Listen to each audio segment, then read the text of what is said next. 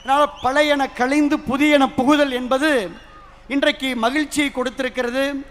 நம் மண்ணின் மக்களினுடைய வாசனையோடு விராலிமலை சட்டமன்ற தொகுதி மண்ணை வணங்கி, மக்களை வணங்கி, புதுக்கோட்டை மக்களை வணங்கி ஒட்டுமொத்த கருத்துக்களின் அடிப்படையிலே இந்த முடிவை எடுத்திருக்கின்றோம். பொதுச் செயலாளர் அவர்களுக்கும் பொதுப்பணித்துறை அமைச்சர் அவர்களுக்கும் நான் அன்போடு சொல்வது, தேர்தலுக்கு முன்னதாகவே எங்கள் தலைமையிடம் கடுமையாக வலியுறுத்தினோம். தமிழக வெற்றி கழகத்தோடு நாம் கூட்டணி வைக்க வேண்டும் என்று நாங்கள் வலியுறுத்தினோம். தலைமை செவிமடுக்கவில்லை. தேர்தலுக்கு பின்னரும் மக்கள் ஏகோபித்த ஆதரவை தமிழக வெற்றி கழகத்திற்கு வழங்கியிருக்கிறார்கள். அதனால் நாம் தமிழக வெற்றி கழகத்துடைய அரசிற்கு ஆதரவளிக்க வேண்டும் என்று வலியுறுத்தினோம். அதையும் செவிமடுக்கவில்லை. ஆனால் இதை செவிமடுக்காத அந்த தலைமை, தனிப்பட்ட ஒருவர், இயற்கைக்கு முரணாக எந்த திராவிட முன்னேற்ற கழகம் தீய சக்தி என்று புரட்சித் தலைவர் எம்ஜிஆர் சொன்னாரோ அந்த தீய சக்தியோடு கூட்டு வைத்து ஆட்சி அமைக்க முயன்றதிலே எங்களுக்கு உடன்பாடு இல்லை. கரெக்டா? திராவிட முன்னேற்ற கழகத்தோடு கூட்டு வைப்பதற்கு யாருக்காவது உடன்பாடு இருக்கிறதா? இல்லை. ஆகினால இயற்கையாக உணர்வுகளோடு மக்களுடைய கருத்துக்களை கேட்டு சரித்திரத்திலே நிலைத்துவிட்ட பேரறிஞர் அண்ணா அவர்கள் சொன்னது போல, எதிர்கொண்ட முதல் தேர்தலிலே ஒட்டுமொத்த இந்தியாவையும் திரும்பி பார்க்க வைத்து தமிழ்நாட்டின் அரசியல் திசையை தீர்மானித்து அண்டை மாநிலங்களை அதிர வைத்திருக்கும் மக்கள் விரும்பிய மாற்றத்தின் சக்தி நம்முடைய முதலமைச்சர் அவர்கள்.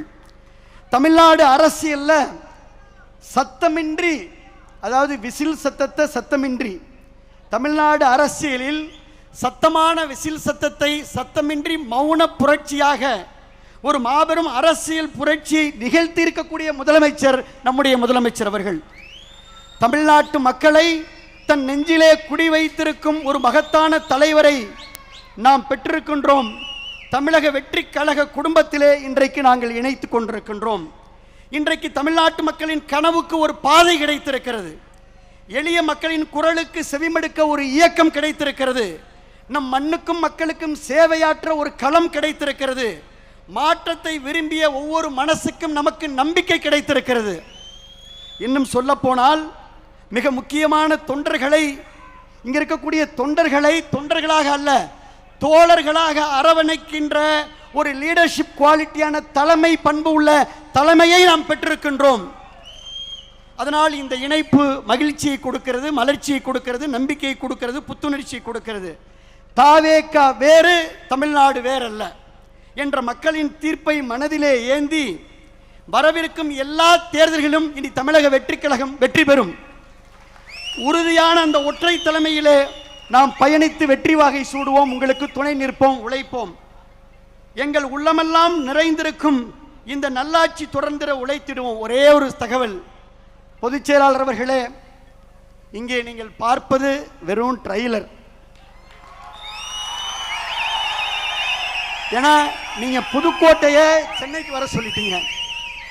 7 மணி நேரம் பயணித்து புதுக்கோட்டையும் திருச்சியும் தஞ்சையும் டெல்டாவும் பெரம்பலூரும் இன்னைக்கு நாகப்பட்டினமும் சிவகங்கையும் இன்னைக்கு இங்க வந்திருக்கு. இது வெறும் ட்ரெய்லர். நீங்கள் தலைமையிடம் அனுமதி வாங்கி கரூரும் சேர்த்து, அது எப்போது உடன்படுறது சேர்த்து மெயின் பிக்சரை டெல்டால காட்டுறோம். இது வெறும் ட்ரெய்லர்.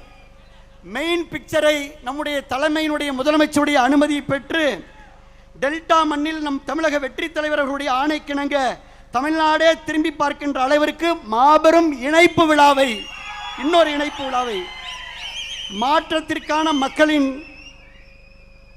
உணர்வை உலகறிய செய்வோம். மாப்பிள்ளை பரிவேசுக்கு தெரியும், புதுக்கோட்டையில் நாங்கள் தயாராக இருக்கிறோம், டெல்டாவில் தயாராக இருக்கிறோம். ஆகையினாலே தமிழ்நாட்டில் இனி எந்த தேர்தல் வந்தாலும் அந்த தேர்தலிலே தமிழக வெற்றி கழகம் வெற்றி பெறும். நாங்கள் உழைக்க வருகை தந்திருக்கின்றோம், ஒத்துழைக்க வருகை தந்திருக்கின்றோம், துணை நிற்க வருகை தந்திருக்கின்றோம். ஆகையினால இந்த நல்ல வாய்ப்பிற்கு நான் நன்றி சொல்லி, எவ்வளோ பெரிய மாநாடாக இருந்தாலும் 2 கோரிக்கை சொல்லணும். தலைமையிடம் நீங்கள் எடுத்து சொல்லணும். அச்சாரியன்ஸ் மினிஸ்டர்லாம் உற்று நோக்கிறார்.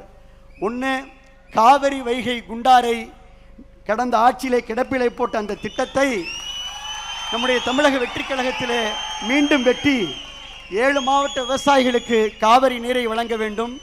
இங்கே நிறைய ஜல்லிக்கட்டு தலைவர்கள்லாம் வந்திருக்காங்க.